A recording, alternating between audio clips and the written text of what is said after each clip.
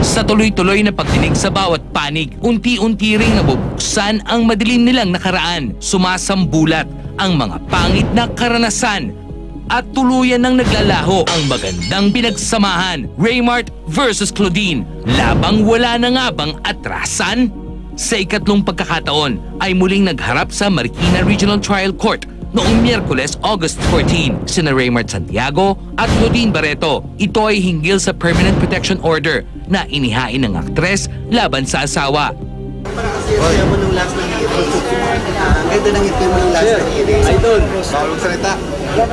Dumating si Claudine sa hearing kasama ang kanyang inang si Ginang Inday Barreto. Gusto niya talagang maging makasama ako today.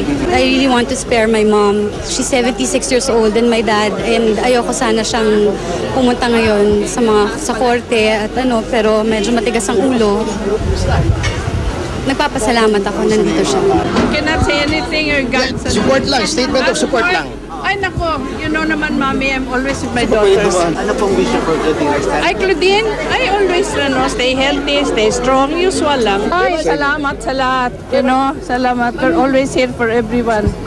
Nanghingan si Mrs. Barreto ng reaksyon tungkol sa tinura ni Gretchen na ayaw na nitong magsalita sa mga isyu ni Claudine dahil itinakwil na siya ng kanyang pamilya. Ito lang ang masasabi ni Inday.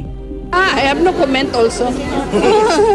Halos ilang oras din ang itinagal ng hearing kung saan si Claudine ang sumalang sa witness stand. Naging emosyonal si Claudine sa pagsasalaysay ng di umano'y pang-aabuso sa kanya ng asawa.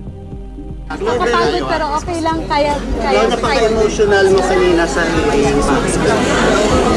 We can't really talk about it.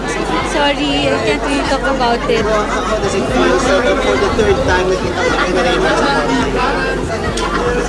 Habang tumatagal, palakas lang ng palakas. Palakas ang palakas ang alin.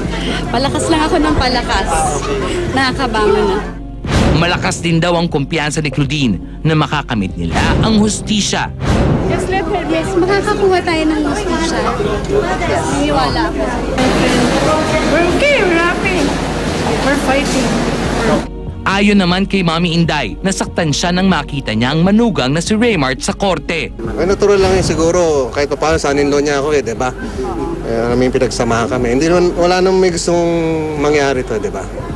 Pero yun, that's reality. Ikinalulungkot din daw ni Raymart na humantong sa ganito ang sitwasyon nila ni Claudine.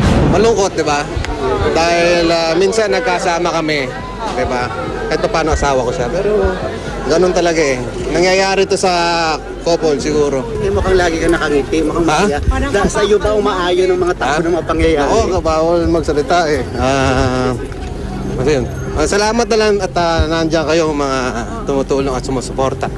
Kahapon August 16, dinala sa ospital si Claudine dahil sa sakit na chronic urticaria, isang uri ng skin disease na mas kilala sa tawag na hives. Dahil dito, nakansela kahapon ang muling pagharap sana sa hukuman ng mag-asawang Raymart at Claudine.